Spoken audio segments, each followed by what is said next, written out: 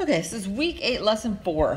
We're going to continue our graphing lesson here. So there's a couple main things I'm trying to teach you in this lesson.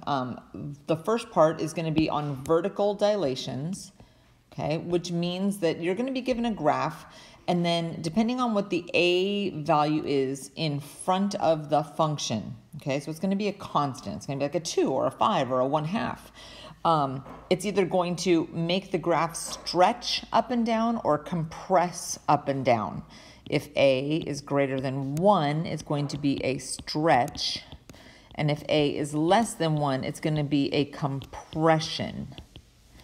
Okay, now for horizontal dilations, right, horizontal, the constant or the number is going to be not in front of the function itself. It's going to actually be happening to the x value.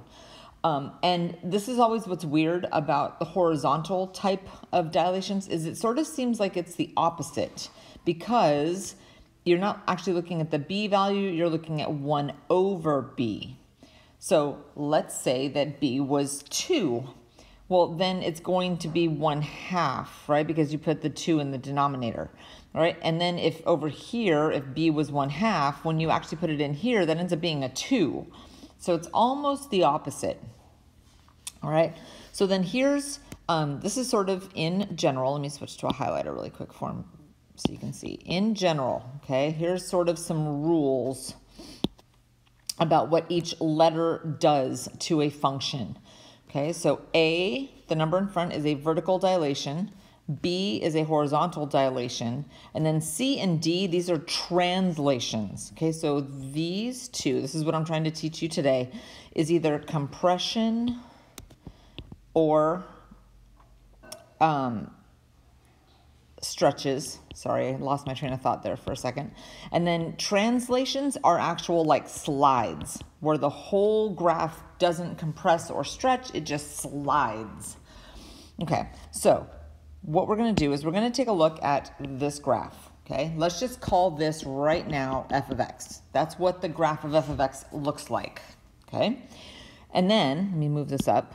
Down here, we're going to take those ordered pairs. So I've already transferred them on, you can see. We're going to take these 1, 2, 3, 4 ordered pairs, which I've already moved on there, and we're going to see what these numbers do. So I'm going to do them in a different color. Okay, so for part A, this 2 is out in front of the function, right? It's not being done to x, it's being done to the whole function. That means it's going to be a stretch. It's going to be 2 times as far from the x-axis as it used to be. So this blue dot right here used to be 3 units up. Now, because of that 2, it's going to be 6 units up. And this one that used to be 2 units up will now be 4 units up. This one that used to be 2 units up is now 4 units up. And this one that is 0 units up from the x-axis, if I try to double 0, I still get 0. So this is what the graph looks like. Okay, what I have in pink is the answer to part A. Okay, let's take a look at B. I'm going to scoot this up. Okay, so for B, again, you can see in blue that sorry about that. You can see in blue that I have the original graph, but for this one that I'm going to do in red, this 2 is inside the parentheses. It's actually being done to x. Okay, so I know first off that it's going to be something dealing horizontally, and because the stuff inside the parentheses is almost always sort of thought of as being opposite, it's not going to be 2 times as far, it's going to be half as far from the y-axis. So for example, this dot right here was 2 units away from the y-axis. So now it's only going to be 1 unit away. This one was 0 units away. Half of 0 is still 0. This one is 4 units away, so now it's going to be 2 units away. And this one was 6 units away, so now it's going to be 3 units away, right? It's a compression. Okay, it's in overall like squishing from left to right by 1/2. Okay, so now let's move this up so we can take a look at C. All right, so again, you can see the original there in blue dots. That negative is inside the parentheses. This is going to be a reflection, and it's over the y-axis, okay? Because it's inside the parentheses. If that negative was out in front of the f of x, it would be a reflection over the x-axis. Okay, so all I have to do is take all these blue dots and reflect them over the y. So if I'm not mistaken, let's see, that's for right here. So here's what it looks like when it's been reflected over the y. And then sliding it up, here's part D. Okay, so this one is a translation. Okay, this is a translation, meaning all those dots, all four of them, are going to have two different motions. This is going to move it to the right one. All right, and I know you may be thinking, but that's a -1. Remember how I said everything in the parentheses is kind of its opposite? So I see -1, but in the parentheses, right, or in the grouping symbols, so it's going to be the opposite. And then this is outside the parentheses. This means I have to move it down 3. Okay, so every one of those blue dots has to move right 1 and down 3. So right 1, down 1, 2, 3. Right 1, down 1, 2, 3. Right 1, 1, 2, 3. Right 1, 1, 2, 3. Here is this one after it has been translated. Okay, so now we're going to do some graphs where it's asking you to graph this function by first graphing the parent graph, which I've already done. Okay, the parent graph is pretty much, I kind of like to think of it as a stripped down car, right? When you go to buy a car, you can have it have like really nice rims and tires and a stereo system and maybe a sunroof, right? But if you just want to get someplace, you just need the stripped down version. So that's what I like to think of the parent graph as being. It's the graph that has no stretches, no compressions, no translations, no dilations, no nothing. It's just the most basic of graphs. Okay, so for this particular problem, I am going to rewrite this just a little bit. Let me show you. I'm going to rewrite it as negative x in parentheses plus 2. That's under the radical plus 3. Okay, now I'm going to take this original graph and I'm going to show the 4 different steps to get the final graph. Okay, so if I asked you to take your very, very favorite number and plug it into this function, the first thing that you would do is you'd put it right here. You would plug your favorite number in for x. And that negative is telling you, well, first you're going to have to make it its opposite. So what that means as far as your graph is that it gets reflected, there's a C in there, over the y. Okay, so let me just reflect the graph over the y. Okay, now second, again, once you had your number plugged in there and you made it negative, the second thing that you would do is you would add 2 to it. Why is that not working? You would add 2. Okay, adding 2 under the grouping symbols means that you're moving it, right? You're adding 2. In other words, all right, what you want to kind of think of as grouping symbols doing is what makes everything under the radical equal 0, right? So if I have,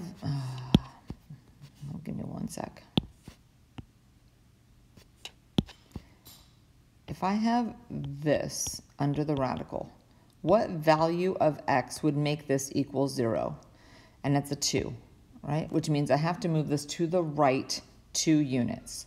So again, I'm looking at these ordered pairs and I'm moving all of them right 2.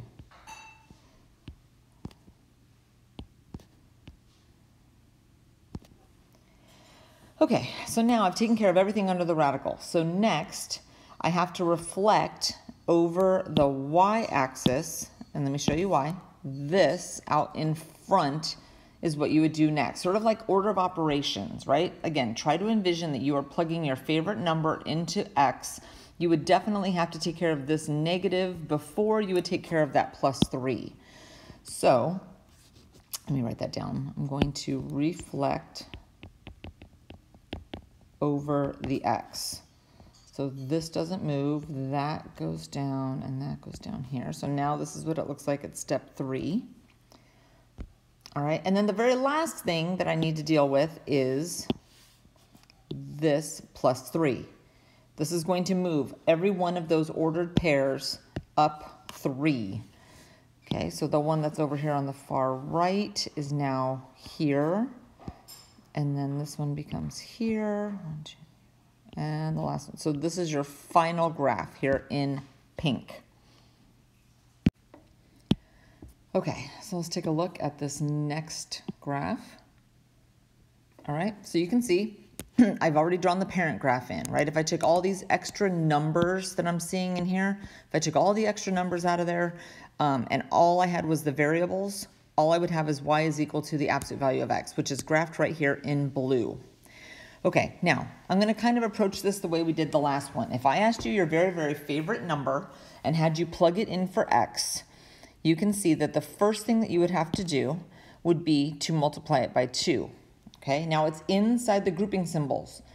Things that are inside the grouping symbols do the opposite. So this is not a stretch, it is a compression, right, in this direction by 1/2. Okay, so I'm going to take all those ordered pairs and I'm going to move them in half. They're half the distance from the y-axis that they used to be. Okay, next, I'm still inside the grouping symbols. Okay, so I'm kind of asking you what value would make inside the grouping symbols equal 0. So that would be a -1/2. So I'm moving left 1/2. Okay, so all those ordered pairs from step number 1 move left half of a unit. Sorry, I just screwed up on that one dot. Half a unit, right there, right there.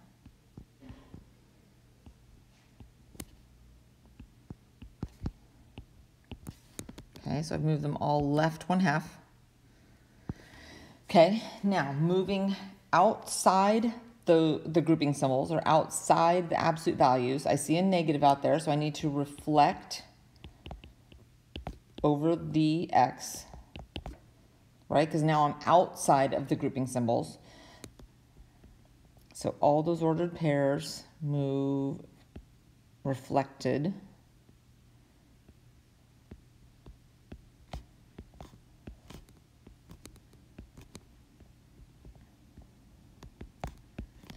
Okay, now, again, still on the outside. Now I see that 2, which means I need to double the distance from x. Double the distance from the x-axis. Okay, so this point is still here. This has not moved. This was at 1, it's now at 2.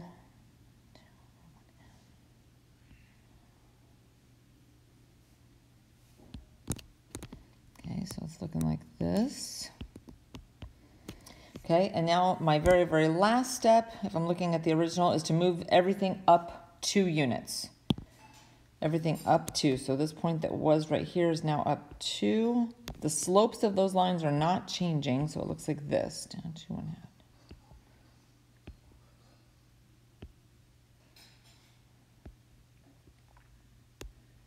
Okay, so here's what your final picture should look like.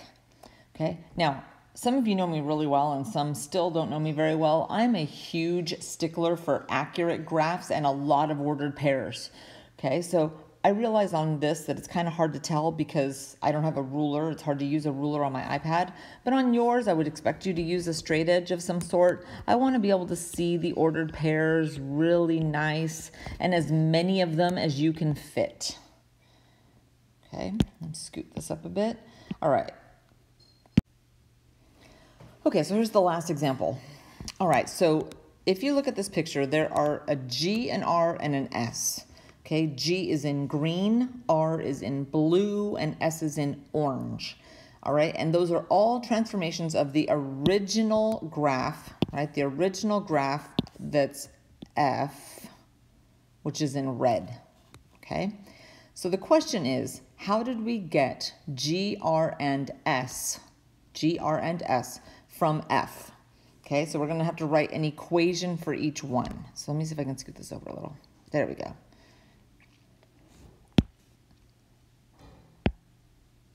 Give me just a sec. Okay.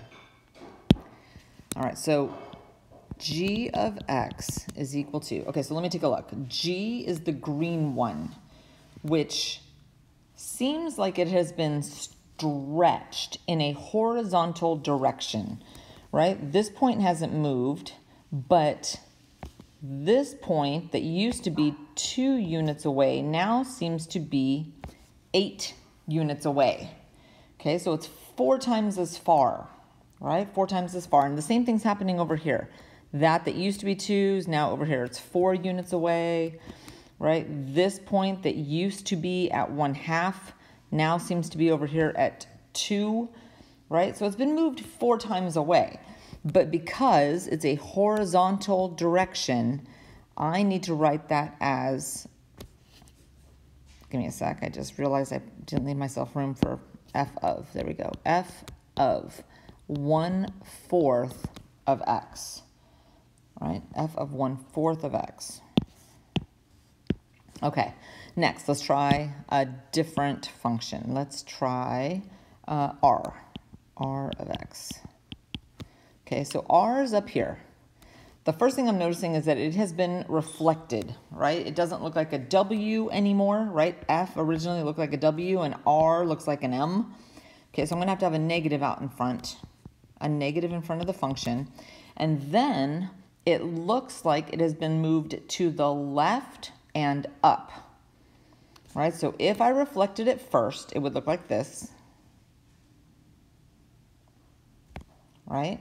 That would be the reflection, but then the question is how far left and how far up. So I'm gonna take one of these ordered pairs, maybe this one, and just count. 1, 2, 3, 4. It looks like it's been moved to the left 4. Keep in mind this has to be the opposite because it's inside the parentheses. And up 1, 2, 3, 4, 5, plus 5. Okay, next. Let's take a look at S. Let's take a look at S. S of X.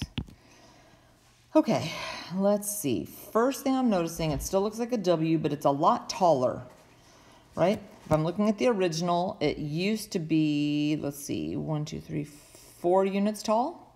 And now this thing is 8 units tall, right? Which means here's the center. Right, here's the center of the W. So what used to be 2 units up is now 4 units up. What used to be 2 units down is now 4 units down. So it's twice as tall. So let's start with that.